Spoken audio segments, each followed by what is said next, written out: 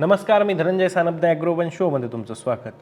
पावसाळी अधिवेशनाच्या आजच्या म्हणजेच 29 जून रोजीच्या दिवसात आज शेतकरी कर्जमाफी, त्यासोबत सिबिलचा मुद्दा आणि सावकारांचं जे काही वाढतं कर्ज आहे, या सगळ्या मुद्द्यांवरती विरोधक आणि सत्ताधारी यांच्यामध्ये विधानसभेत खडाजंगी झाल्याचं पाहायला मिळालं. यावरून महत्त्वाचे प्रश्न हे आमदारांनी उपस्थित केलेले होते. यावरती सहकार मंत्री बाबासाहेब पाटील यांनी उत्तर देण्याचा प्रयत्न केला आणि त्यासोबतच राज्यात अवैध पद्धतीनं जी काही सावकारी चालते त्यावरती नियंत्रण आणण्यासाठी कडक असा कायदा करू अशी घोषणाही मंत्री बाबासाहेब पाटील यांनी आज विधानसभेत केली आहे. आज शेतकरी कर्जमाफीचा मुद्दासुद्धा विधानसभेत महत्त्वाचा ठरला. त्यावर आमदार कैलास पाटील, त्यासोबतच नाना पटोले, विजय वडेट्टीवार आणि अभिजित पाटील नेमकं काय म्हणाले, या आमदारांनी काय प्रश्न उपस्थित केले, सरकारला कसं धारेवर धरलं, जयंत पाटलांनी जो काही आत्ताचा एल्गार पुकारलेला आहे महाविकास आघाडी पक्षाकडून, त्यांच्याबद्दल जयंत पाटील काय म्हणाले, त्यांच्या मागण्या काय होत्या, सगळं काही आजच्या द ॲग्रोवन शोमध्ये समजून घेणार आहोत. त्यामुळे तुम्ही व्हिडिओ शेवटपर्यंत नक्की बघा. तर राज्य सरकारनं शेतकऱ्यांचं कर्जमाफ करण्यासाठी पुण्यश्लोक अहिल्यादेवी होळकर शेतकरी कर्जमुक्ती योजनेची अंमलबजावणी करण्यासाठी प्रक्रिया सुरू केलेली आहे आणि या शेतकरी कर्जमाफीतनं मोठ्या प्रमाणात शेतकरी वंचित राहतील अशा प्रकारचा आक्षेप हा शेतकरी आणि शेतकरी नेत्यांकडून घेतला जातोय.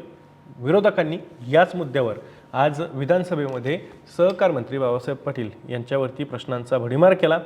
राज्यामध्ये ज्या पद्धतीनं सावकारी जी काही वाढती आहे त्याचा प्रश्न होता, त्यासोबतच सिबिलच्या सक्तीचा हा उपप्रश्नसुद्धा त्यामध्ये जोडण्यात आलेला होता.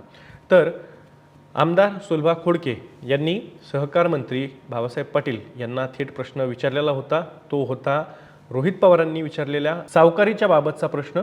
त्यालाच उपप्रश्न म्हणून सुलभा खोडके यांनी एक प्रश्न उपस्थित केला. कर्जाच्या संदर्भात हा प्रश्न विचारलाय, याच्यामध्ये आपण म्हटलंय हे खरे नाही, हे खरे नाही.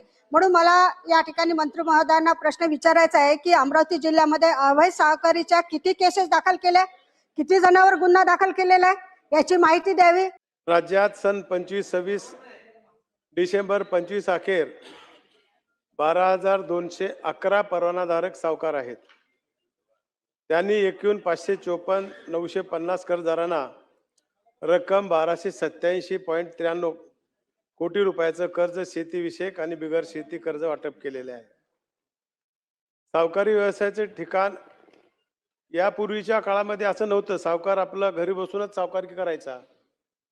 मध्यंतरीच्या काळामध्ये अशा तक्रारी खूप आल्यामुळं त्याच्यामध्ये थोडंसं आपण पारदर्शकता आणली. सावकाराला तशा स्ट्रिक्ट सूचना दिलेल्या आहेत की ज्या लोकांना लायसन दिलंय त्यांनी ज्याचं आपलं काम चाललंय, ज्याचं ऑफिस आहे, ज्याचं घर आहे, त्याच्या घराच्या समोर त्यांनी बोर्ड लावावा. त्यांना जे ठरवून दिलेलं आहे त्याप्रमाणे कामकाज चालय का नाही हे तपासायचं काम आमचे जिल्हाधिकारी महोदय करतात. आपण म्हणल्याप्रमाणे सावकारी 14 मध्ये आल्यापासून कलम 26 आणि 17 अंतर्गत जिल्हा निबंधक सहकारी संस्था या ठिकाणी अमरावती कार्यालयामध्ये 383 तक्रारी प्राप्त झाल्या ताई. त्यापैकी 266 प्रकरण तथ्य आढळून आलेले नाहीत, परंतु 34 प्रकरण अवैध सावकारी आढळून आल्याने संबंधितावर आपण FIR करण्यात आलेले आहेत. सहकार मंत्र्यांनी एक प्रकारे कबूल केलं की मोठ्या प्रमाणात आपल्याकडे सावकारी कर्ज हे वाढतंय. अर्थात सावकारी कर्ज वाढतंय म्हणजेच बँकांकडून शेतकऱ्यांना पीक कर्जासाठी टाळाटाळ केली जाते आणि त्यामुळेच शेतकऱ्यांना सावकारांच्या उंबरट्यावरती जावं लागतंय. आता हीच परिस्थिती लक्षात घेऊन आमदार नाना पटोले यांनीही प्रश्न उपस्थित केला. आपल्याला माहिती आहे की मागच्या काही काळामध्ये विदर्भात प्रामुख्यानं मोठ्या प्रमाणात अवैध पद्धतीनं सावकारी ही मोठ्या प्रमाणात वाढल्याचं पुढे आलेलं होतं आणि त्यातनं काही शेतकऱ्यांच्या किडण्यासुद्धा विकल्या गेल्याची चर्चा मोठ्या प्रमाणात रंगली होती आणि त्यावरून राजकारणसुद्धा तापलेलं होतं. अशा प्रकारच्या घटनांनी पूर्ण महाराष्ट्र हादरून गेलेला होता. याच मुद्द्याला धरून नाना पटोले यांनी बाबासाहेब पाटील जे सहकार मंत्री आहेत त्यांना थेट प्रश्न विचारला. चंद्रपूर जिल्ह्यामध्ये सावकारांनी एका व्यक्तीची किडनी काढून टाकली. किडनी रॅकेट चालवतात आहेत सावकार.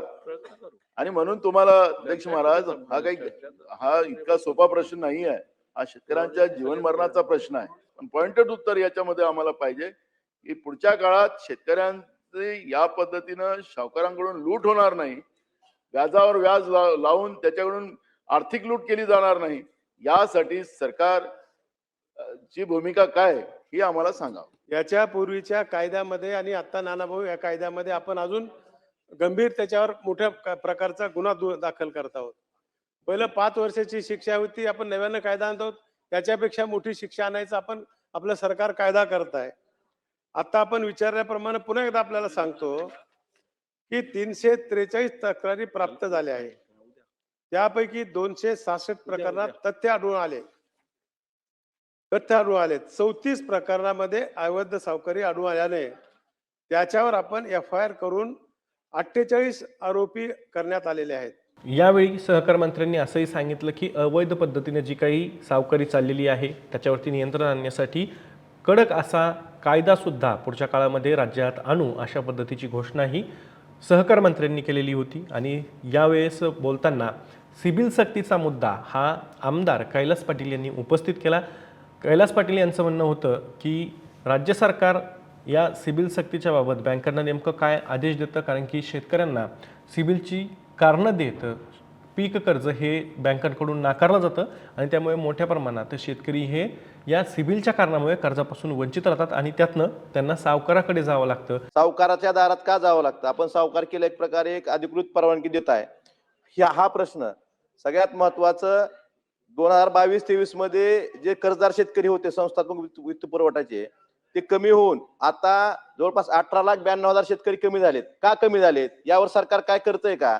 कारण शेतकऱ्यांना आजही आपण किती भाषणात सांगितलं की सिबिलची अट लावणार नाही, तर सिबिल बघितल्याशिवाय किंवा सिबिल कमी असलं शेतकऱ्यांना वित्त पुरवठा होत नाही. आणि दुसरा महत्वाचा की कुलिंग ऑफ पिरियड, एखाद्या शेतकऱ्यानं जर OTS केलं किंवा तो जामीनदार जरी असला तर त्याला काही काही बँकेचे नियम असे आहेत की कुलिंग ऑफ पिरियड 5 वर्ष 7 वर्ष त्याला परत कर्ज दिलं जात नाही. त्यामुळे नाईलाजानं परत सावकाराच्या दारात जावं लागतं. तर सिबिलच्या बाबतीत आणि कुलिंग ऑफ पिरियडच्या बाबतीत फक्त भाषणात न करता प्रत्यक्षात कारवाई करणार का? आणि सिबिल बघितलं म्हणून सिबिलमुळं कर्ज नाकारणाऱ्या कुठल्या एका बँकेवर फौजदारी गुन्हा दाखल केलाय का? याचं उत्तर द्यावं. की सरकारने अशा प्रकारच्या कडक सूचना दिलेल्या आहेत की शेतीच्या संदर्भामध्ये सिबिल बघायचं नाही. आणि दुसरा काय होता प्रश्न? कुलिंग ऑफ पिरियड म्हणजे OTSच्या संदर्भात देखील समजून सांगतो तुम्हाला. कुलिंग ऑफ पिरियड सहकार मंत्री महोदय, एखाद्या शेतकऱ्यानं OTS केलं त्याला परत कर्ज देताना तो कुलिंग ऑफ पिरियड बँकेने ठरवला. काही बँकाचा 5 वर्ष आहे, काही बँका 7 वर्ष, त्याला परत कर्ज देत नाहीत 5 वर्ष 7 वर्ष, त्यामुळे त्याला सावकारादारात नाईलाजानं जावं लागतं. ह्या संदर्भात शासनानं फक्त सूचना देऊन थांबणार नाही, कारवाई काय केली सांगा. आदेश दिलेले आहेत, कारवाई चालू आहे. त्या दिवशी सांगितलंय आतापर्यंत OTS जे होतं, OTS जिथं दिलंय तिथं कर्ज वितरणाची व्यवस्था नसते. पण यावेळेस मात्र सरकारने ताकीद दिलेली आहे. असं कुठं आलं ना तुमच्या नजरात आम्हाला सांगा, आम्ही त्याच्यावर कारवाई करून देऊ. परंतु सहकार मंत्र्यांनी या उत्तरामध्ये स्पष्टपणे काही सांगितल्याचं आपल्याला पाहायला मिळत नाही. म्हणजेच सिबिल सक्ती होते हे सहकार मंत्र्यांना सुद्धा माहिती आहे.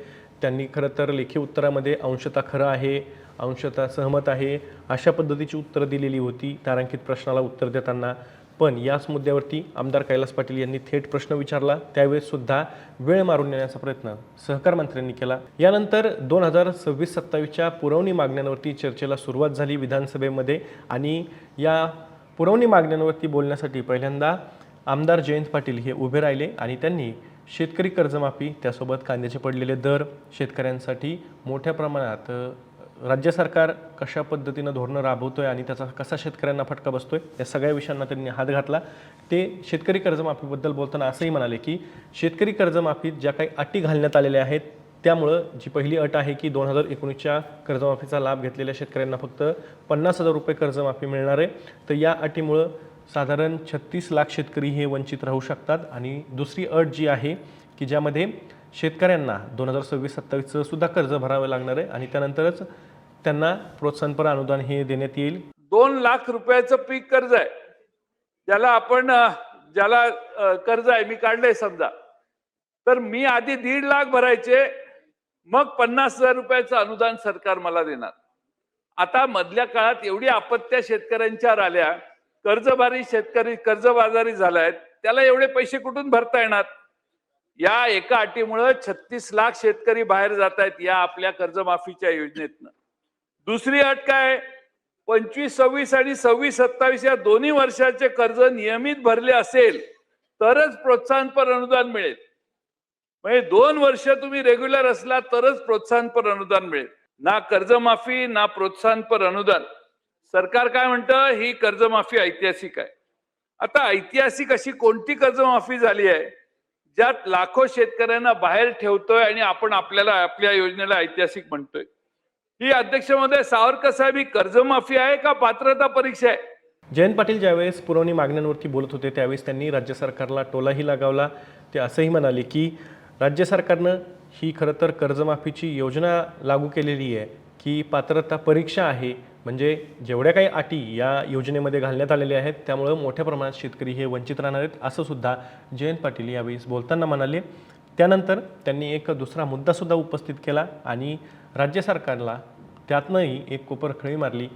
ते असंही म्हणाले की आम्ही जी काही कर्जमाफी केलेली होती महाविकास आघाडी सरकारच्या काळात त्या कर्जमाफीपेक्षा तुम्ही ही कमी प्रमाणातच शेतकऱ्यांची कर्जमाफी करतायत, तर तिच्यापेक्षा मोठी तरी कर्जमाफी करायला हवी होती, असा टोलाही त्यांनी राज्य सरकारला लगावला. जयंत पाटलांच्या नंतर आमदार जे सत्ताधारी पक्षातले आहेत आमदार सुधीर मुनगंटीवार यांनी सुद्धा बोलायला सुरुवात केली आणि मग त्यांनीही या पुरवणी मागण्यांवरती बोलताना शेतकऱ्यांचं जे काही थकीत अनुदान आहे, अर्थात विदर्भातलं प्रामुख्यानं धानाचे चुकारे जे आहेत ते रखडलेले आहेत आणि त्यावरून सुद्धा शेतकऱ्यांमध्ये एक संताप आहे. धानाचं नेमकं अनुदान कधी जमा होणार, धान बोनस ज्याला म्हणतात ते जमा कधी होणार हा प्रश्न आहे. त्यासोबतच ज्या शेतकऱ्यांनी धान हे सरकारला विकलेलं आहे त्याचं चुकारे नेमके कधी मिळणार असा प्रश्नसुद्धा शेतकऱ्यांच्या मनात आहे. आणि हाच धागा पकडून आमदार सुधीर मुनगंटीवार यांनी सरकारला तुमच्याकडे बाकीच्या सगळ्या गोष्टींवरती पैसा खर्च करण्यासाठी आहे, मग शेतकऱ्यांच्या मुद्द्यासाठी किंवा शेतकऱ्यांच्या प्रश्नासाठी पैसा खर्च करण्यासाठी का नाही आहे असा सवालसुद्धा त्यांनी उपस्थित केला. एक प्रकारे त्यांनी सत्ताधारी भाजप आणि महायुती सरकारलाच घरचा आहेर दिलेला आहे. ते नेमकं काय म्हणाले तेही पहा. आपण कृषी समृद्धी योजना आणली. काय सांगितलं? मी स्वतः अधिकाऱ्यांच्या भेटी घेतल्या होत्या. तुम्ही सांगितलं की 5 वर्ष दरवर्षी आम्ही 5,000 कोटी रुपये देणार आहोत. 5,000 कोटी दरवर्षी. काय सुंदर स्वप्न रंगवलं. 25,000 कोटी 5 वर्षामध्ये देऊ सांगितलं. मागच्या वर्षी शेतकऱ्यांच्या नशिबामध्ये 1 फुटी कवडी दिली नाही. या वर्षी सुद्धा तुम्ही कृषी समृद्धी योजनेला म्हणजे मागच्या वर्षीचे 5,000 कोटी दिलेच नाही. या वर्षी 5,000 कोटीच्या ऐवजी अर्थसंकल्पात तुम्ही 2,000 कोटी ठेवले. अरे ज्याचं अन्न खाता त्याच्याशी तर खोटं बोलू नका ना. तुम्ही तालुका कृषी अधिकाऱ्यांना गाड्याही देत नाही.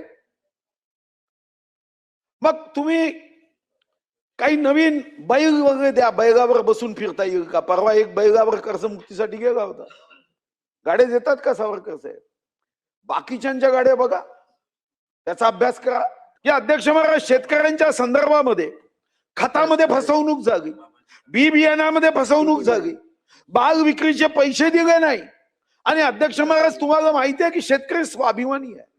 मी अजूनपर्यंत एखादा दुखादा अपवाद सोडला ते एखाद्या उद्योगपतींनी कर्ज आहे हजारो कोटीचं म्हणून आत्महत्या केल्याची उदाहरणं फार एखादं दुखादा आहे.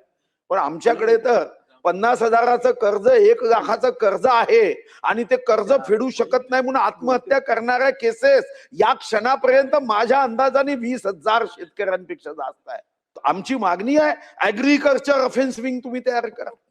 जर चुकारा दिला नाही तर तो AOW कडे जाईल आणि AOW मध्ये त्याचा घामाचा, त्याच्या परिश्रमाचा, त्याच्या कष्टाचा, त्याच्या मेहनतीचा पैसा हा महिन्याभरात येईल.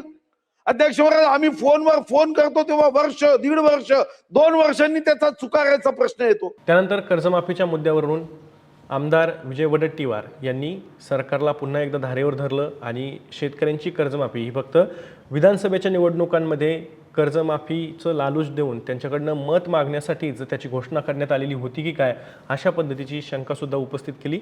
आणि शेतकऱ्यांची जी काही कैफियत आहे ती सुद्धा आज विधानसभेमध्ये विजय वडेट्टीवार यांनी मांडली. ते नेमकं काय म्हणाले तेही पाहून घ्या.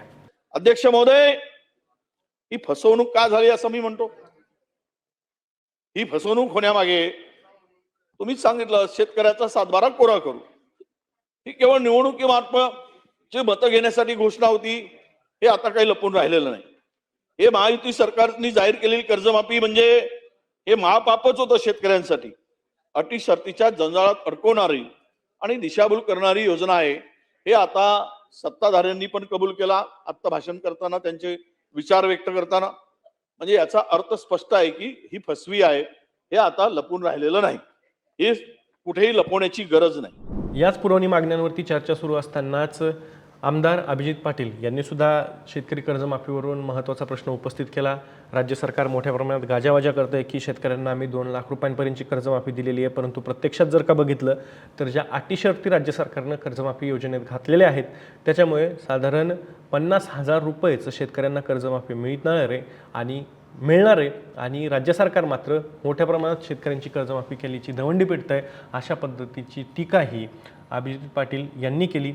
त्यानंतर विधानसभेचं कामकाज हे पुढे सुरूच होतं. आज शेतकऱ्यांच्या मुद्द्यावरती या सदस्यांनी काही प्रश्न उपस्थित केलेले होते. पुढचा पुरवणी मागण्यांवरती जी काही चर्चासत्र होती ती सुद्धा सुरूच आहेत. त्यामध्ये नेमकी काय चर्चा होती आहे ते पण आम्ही तुमच्यापर्यंत नक्कीच घेऊन येणार आहोत. मी या माहितीसोबत तुर्तास इथेच थांबतोय. विधानसभेमध्ये विधिमंडळात पावसाळी अधिवेशनात शेतकऱ्यांच्या बाजूनं नेमकी काय चर्चा होती आहे त्याचंच हे एक अपडेट तुमच्यासमोर आणलेलं होतं. मी दररोज संध्याकाळी 6 वाजता ॲग्रोवनच्या यूट्यूब चॅनलवर शेती आणि शेतकऱ्यांच्या हिताचे मुद्दे घेऊन येत असतो. त्यामुळे तुम्ही अजूनही ॲग्रोवनच्या यूट्यूब चॅनलला सबस्क्राईब केलं नसेल तर लगेच सबस्क्राईब करा. हा व्हिडिओ जास्तीत जास्त शेतकऱ्यांपर्यंत पाठवण्यासाठी व्हिडिओला लाईक आणि शेअर नक्की करा. आपण पुन्हा भेटू. तोवर तुम्ही तुमची आणि तुमच्या जवळच्या माणसांची काळजी घ्या.